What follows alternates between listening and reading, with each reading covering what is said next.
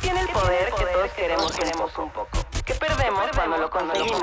Soy María Benítez y te invito a desarmar el poder conmigo Y ver qué pasa cuando dejamos de necesitarlo.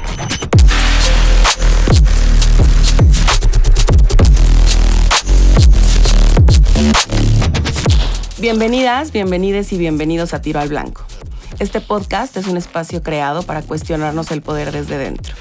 Espero que junto conmigo, repensar lo que creemos te sirva para habitar lugares diferentes. Capítulo 4. Salud mental. ¿Sanamos o sostenemos el malestar? Sin caer en la victimización, reconozco que tuve una infancia difícil. Y antes de continuar hablando de eso, quiero dejar claro que en ese reconocimiento también reconozco que además de difícil, fue muy privilegiada y rodeada de muchos recursos emocionales e intelectuales que me permitieron atravesar por complejidades desde lugares mucho más seguros que los que la mayoría puede permitirse. Dicho esto, retomo la idea inicial. Les contaba que reconozco haber tenido una infancia relativamente difícil. Dentro de estas dificultades, me recuerdo desde pequeña en una idea constante de poder estar mejor. A los 12 años, diversas circunstancias me acercaron a la posibilidad de comenzar a trabajar en mi desarrollo personal de forma activa y recorrí espacios con diversos enfoques en la búsqueda de respuestas. Esas respuestas estaban enfocadas ya desde ese momento en responder preguntas como ¿qué es lo que me impide bajar de peso? ¿Por qué no le gusto a la gente de mi alrededor? Esos caminos me llevaron a múltiples posibilidades que terminaban en su mayoría en responsabilizarme por no desear algo lo suficiente, por autosabotearme, por deudas de vidas pasadas o por no terminar de entender mis asuntos inconscientes relacionados con mis padres y los oscuros secretos de los vínculos edípicos. Entré a estudiar psicología y empecé mi proceso terapéutico a los 20 años, después de varios quiebres mentales. Mi corporalidad me mataba, literalmente. Mi sexualidad no era lo que esperaba y no podía salir de una relación violenta. Dediqué los siguientes años a acostarme a hablar y llorar todo lo que me dolía, esperando algún día llegar a ese hilo negro que me permitiera tirar de él para transformar mi realidad. Spoiler alert, nunca llegué. Me recuerdo en una búsqueda incansable de lograr esa felicidad que quería sentir. Me recuerdo también en una culpa eterna por no poder ser quien quería ser, o quien los demás necesitaban que fuera. Sanar se convirtió en mi objetivo desde hace muchos años, con el deseo de poder hacer de mi vida algo que valiera la pena. Tenemos ideas muy particulares del sufrimiento, de la culpa, del sacrificio. Los hemos integrado a nuestra realidad como parte del camino a recorrer para ganar, en algún momento, algo de redención. Para algunos a niveles espirituales, para otros a nivel material. El discurso maneja que todo el sufrimiento que hemos vivido debe tener sentido y necesitamos descubrirlo y entenderlo bajo la promesa de nuestra eventual plenitud. Llegué a los 30 sin encontrar las respuestas que llevaba años buscando. Y no solo eso, lo peor es que también llegué en un estado de salud mental crítico, un trastorno de conducta alimentaria de al menos 15 años, acompañado de depresión crónica y ansiedad. Un día no pude más. Si intento entender cómo pasó, no me lo explico del todo. Supongo que fue una serie de eventos afortunados que permitieron que algo en mí se rompiera. Ese día entendí que llevaba años intentándolo todo, que nadie me podía decir que me faltaba esforzarme, porque en realidad yo estaba agotada. Ese día cambió la ruta. Y posiblemente lleven estos minutos cuestionándose por qué les estoy contando todo esto. Que no el podcast va de temas completamente distintos. De pronto pareció un espacio de desahogo emocional, pero no. Si decido compartir mi experiencia es porque conozco de cerca lo poderoso que resulta vulnerarnos para permitir la identificación colectiva. Y porque desde mi profesión, atendiendo pacientes en consulta y siendo paciente desde hace mucho tiempo, reconozco cómo las estructuras que atienden los problemas de salud mental en realidad solo reproducen y sostienen al sistema que los genera. Nos enseñaron a creer que el sufrimiento es una falla interna, que se corrige con trabajo emocional. Pero ¿qué pasa si lo que nos enferma no está dentro, sino afuera? Y si la depresión, la ansiedad, los trastornos del cuerpo y la mente no son solo síntomas personales, sino efectos colaterales de una maquinaria que no se detiene nunca. Cuando el malestar se vuelve epidemia, no es porque todos estemos rotos al mismo tiempo por casualidad. Es porque algo en la estructura se está desmoronando. El capitalismo no necesita vigilarnos, nos pide que nos autogestionemos. Además, no hay nada más rentable que una mente inquieta, y para eso basta con mantenernos preocupados. La salud mental contemporánea no se entiende sin pensar el modo en el que el capitalismo ocupa el espacio más íntimo, el del pensamiento y la emoción. No solo trabaja con nuestra fuerza física, trabaja con nuestra atención, con nuestro deseo y con nuestra culpa. Como plantea Jonathan Crary, vivimos en una economía del insomnio. El sueño es lo único que todavía no puede monetizarse del todo. Por eso hay que reducirlo. Dormir, descansar, desconectarse se volvió casi un acto de resistencia. La filósofa Sara Ahmed propone algo parecido cuando habla del deber de la felicidad. Una estructura afectiva que organiza quién puede estar mal y quién no. La promesa de bienestar funciona como contrato social. Si fallas en ser feliz, rompes el pacto. Y el castigo es la culpa interna, sentirse defectuoso, inadecuado, insuficiente. Judith Butler, desde otra orilla, lo formula así. El yo no es una propiedad privada, es un campo de relaciones. Lo que llamamos salud mental no existe de forma aislada, sino sostenida o fracturada por vínculos, contextos y normas. No se puede curar lo que es colectivo con recetas individuales. Por eso, cuando hablamos de ansiedad o depresión, no estamos hablando solo de química o trauma. Hablamos de la experiencia de vivir en una época donde el tiempo, el cuerpo y el valor se han vuelto mercancías. El yo, en ese sentido, ya no es sujeto soberano, sino un campo de tensión entre la exigencia de adaptarse y el deseo de seguir sintiendo.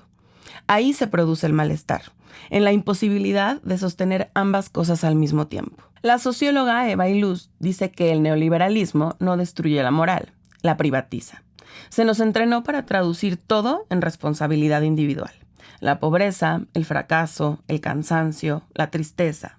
El sufrimiento ya no tiene causas, tiene culpables. Y así, la salud mental se volvió un examen moral permanente. ¿Meditaste hoy? ¿Agradeciste? ¿Fuiste resiliente? ¿Cumpliste tu rutina de autocuidado? Si no lo hiciste, algo estás haciendo mal. La filósofa Lauren Berlant llamó a esto la crisis de la vida ordinaria. La experiencia de sostener una existencia que se siente cada vez más pesada, pero que debemos vivir con buena actitud. El cansancio se patologiza, la tristeza se vuelve improductiva y cualquier señal de fragilidad se interpreta como falta de trabajo interior. La culpa es el nuevo dispositivo del poder. Y bueno, si el malestar es estructural, la salud mental no puede ser individual. Aquí entra la filosofía del cuidado, que establece que el cuidado no es adaptarse, es resistir. El cuidado no es spa, no es incienso ni silencio, es acción política.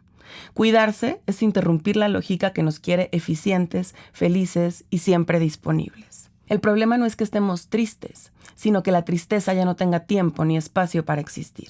Reivindicar el cansancio, la pausa, el silencio, es recuperar el derecho a sentir sin tener que justificarlo. Hablar de salud mental no es hablar de bienestar. Es hablar del precio que pagamos por adaptarnos, del modo en que la promesa de equilibrio nos exige sacrificar el cuerpo, el deseo, la duda. El malestar no es un error del sistema, es su condición de posibilidad. El sufrimiento es el combustible de una economía que necesita que sigamos intentándolo, que sigamos creyendo que la solución está en nosotros. Por eso la salud mental se volvió un campo de batalla entre la obediencia que nos pide rendir y la lucidez ocasional que nos advierte que rendirnos también puede significar sobrevivir. Byung-Chul Han habla del infierno de lo igual. Un mundo donde todo debe ser positivo, productivo y transparente. En ese mundo, el dolor se vuelve ilegítimo, la fragilidad se borra y la tristeza se silencia con frases motivacionales. Y el problema es que la psicología se ha convertido en parte de este mandato. Su lenguaje, sus diagnósticos, sus protocolos muchas veces refuerzan lo que dicen querer sanar. Cuando una mujer no come, se le aplaude la disciplina. Cuando una persona colapsa por exceso de trabajo, se le premia con dinero. Todo menos mirar lo que le enferma. Yo estuve ahí por años, frente a expertos, manuales y terapeutas que me escuchaban describir mi muerte en cámara lenta, pero la llamaban voluntad de cambio. También he sido esa psicóloga que responsabiliza al paciente de lo que le lastima. Y como profesionales de la salud mental, es necesario poder reconocerlo. La tarea entonces no es solo política ni simbólica, es vital. Se trata de aprender a reconocer las violencias que hemos interiorizado como cuidados, a nombrar lo que enferma aunque se vista de bienestar, a mirar de frente el costo de estar bien. No necesitamos más terapias que nos hagan tolerar el sistema. Necesitamos una clínica capaz de incomodar al poder. Pero ¿y entonces? ¿Qué hacemos con todo esto? No se trata de negar el malestar, sino de reapropiarlo, de dejar de verlo como falla y empezar a leerlo como advertencia. El cuerpo sabe antes que la mente lo que no puede seguir sosteniendo. No se trata tampoco de dejar de hacer terapia, sino de hacerla con conciencia política, con mirada estructural, con valentía para nombrar la violencia donde se esconde, en la normalidad, en la productividad, en la corrección. Tampoco se trata de romantizar la herida, sino de colectivizarla. Entender que estar mal no es una vergüenza, sino una forma de conexión, y que cuando el dolor se nombra en plural, deja de ser solo sufrimiento y empieza a ser tejido. Las alternativas no son heroicas. Empiezan en los vínculos donde podemos ser sin rendir cuentas, en las conversaciones donde no hay que fingir fortaleza, en los cuerpos que descansan sin culpa, en los espacios donde lo sensible vuelve a tener valor. Ahí comienza la posibilidad de otro mundo. Uno donde la salud mental no sea mandato, sino consecuencia de haber dejado de obedecer. Quizá el objetivo no sea sanar del todo, sino sanar lo suficiente para volver a mirar, para reconocer las violencias que normalizamos, para entender el costo que estar bien ha tenido en nuestras vidas. Sanar lo suficiente es poder sostener esa incomodidad sin negarla, ver el mecanismo completo, el sistema, la cultura, la psicología que lo sostiene, y entender que no fallamos, estamos reaccionando. No se trata únicamente de ser felices, se trata de reconocer los límites de lo humano bajo el sistema que los niega, de mirar lo que duele sin justificarlo, de aceptar que el malestar tiene sentido y que negarlo es lo que nos está matando. Tal vez la verdadera salud mental no se parezca a la paz, sino a la lucidez incómoda que aparece cuando por fin entendemos qué nos pasa, por qué nos pasa y cuánto tiempo llevamos creyendo que era normal. Y para mis colegas psicólogos, recordemos que acompañar el proceso de nuestros consultantes no significa devolverles a la normalidad, sino ayudarles a entender qué de esa normalidad les enferma. Les invito a cuestionar su práctica, a mirar cómo nuestras teorías, nuestros diagnósticos y nuestros silencios pueden estar reproduciendo la misma violencia que decimos atender. A no temerle al malestar ni en los otros ni en nosotros. Porque si la salud mental sigue al servicio de la adaptación, no estamos curando, estamos administrando obediencia.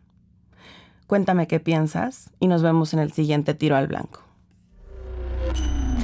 Tiro al Blanco es una producción del Laboratorio de Educación y Mediación Intercultural de la Facultad de Filosofía de la Universidad Autónoma de Querétaro. Escrito y dirigido por María Benítez. Te invitamos a seguirnos a través de nuestras redes sociales en Instagram y Facebook.